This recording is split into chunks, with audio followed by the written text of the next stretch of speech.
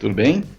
Bem, hoje eu gostaria de apresentar para vocês um livro excelente, um livro muito bom mesmo, do pastor Franklin Ferreira, Idolatria contra a idolatria do Estado, o papel do cristão na política. Extremamente rico, com muitas boas informações relacionado à história do totalitarismo. Ele vai falar sobre a ideia totalitária, vai falar sobre a Alemanha nazista e vai falar como o cristão deve se portar mediante essas questões relacionadas à esquerda ou viés totalitário, e também como devemos nos comportar com a perspectiva política cotidiana. Então, um texto que eu gostaria de apresentar aqui é de extrema importância, logo no primeiro capítulo. Lembrando que esse livro é da editora Vida Nova. O primeiro capítulo recebe o nome de O Livro de Esther, o povo de Deus sob o risco do extermínio. Bem, para os cristãos, ou para aqueles também que não são cristãos, mas que já tiveram a oportunidade de ler o livro de Esther, já estará ambientado ao contexto do qual se trata. Tá? Então, eu sugiro que leia, é um livro muito pequeno, mas que fica para você muito mais claro os comentários que farei aqui. Tá joia?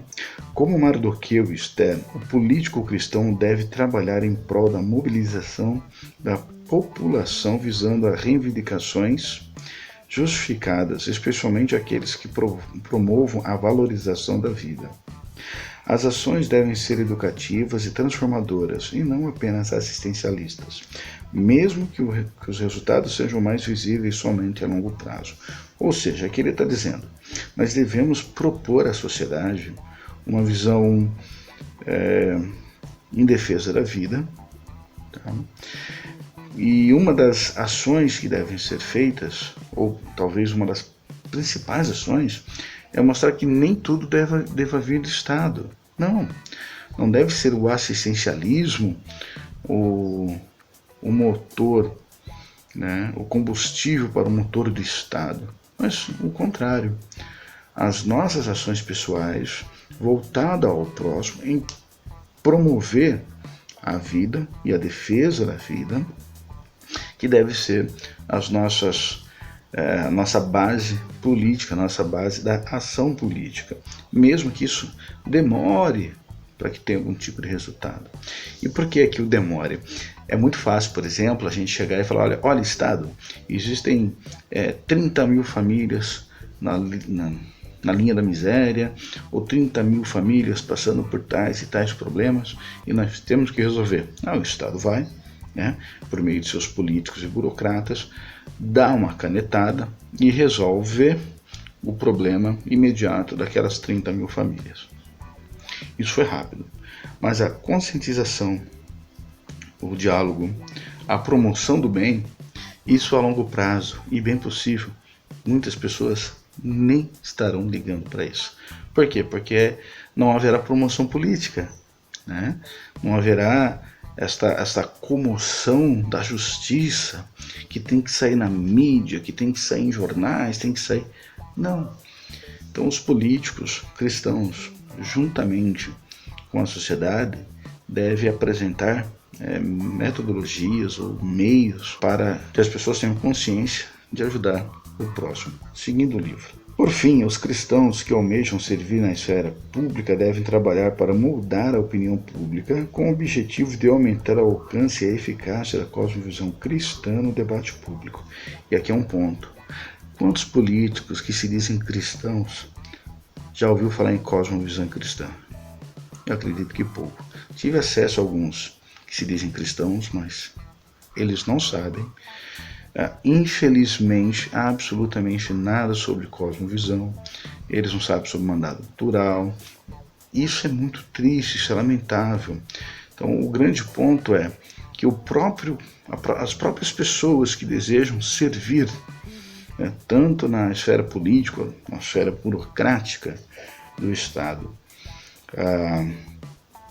servir à sociedade, se assim pode dizer, ela tem que entender o que biblicamente Deus quer que ela faça, quais são os princípios que ela deve seguir. Para isto, para isso, utilizando-se de todos os meios de comunicação disponíveis, da atuação política no centro de decisão e no fomento de fóruns de discussão. Então, se você tem o desejo do debate público, né, queira trazer isto à sociedade, né, a sua visão de mundo na sociedade, você tem que estar bem preparado, estar bem embasado, para assim desenvolver com eficácia o seu discurso.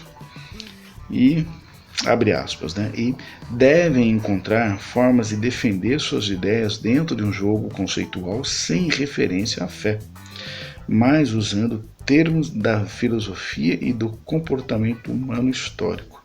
Fecha aspas. Franco Ferreira, graças a Deus por esta obra, né? E eu espero que você, além de ler esse riquíssimo livro, você pense sobre isso. As pessoas com as quais você tem conversado, pessoas que querem entrar no debate público, querem ser políticas, ela tem um entendimento filosófico razoável, ela consegue interpretar um texto, ela sabe a diferença de conceitos como direita ou esquerda, ou conservadorismo, reacionarismo, libertarianismo, liberalismo. Ela tem lido sobre isso, ela consegue absorver isso e colocar cada um dentro de um crivo das escrituras. Então, esta é a nossa responsabilidade, né? Entrarmos para o debate público e não dar crédito ou tanto crédito a uma pessoa só pelo fato dela estar na mídia ou pelo fato dela estar se aparecendo na sociedade, mas antes ver quais são os princípios que essas pessoas têm, de fato, se elas compreendem o que elas estão fazendo ou se elas estão apenas aproveitando a onda da direita ou a onda Bolsonaro. E mesmo assim, aí o Bruno Garchagen deixa bem claro que direita, né, como tem sido proposto por esse mesmo governo, né, para o governo atual do Bolsonaro, nem sempre é bem conservadorismo, no caso, não é sempre não há uma ligação direta muitas vezes. Então até mesmo temos que tomar um certo cuidado para não apresentarmos o conservadorismo como alguma coisa que está acontecendo hoje, pois existem pequenas diferenças que valem a pena ser discutidas, tá bom? Então é isso, um grande abraço, tudo de bom.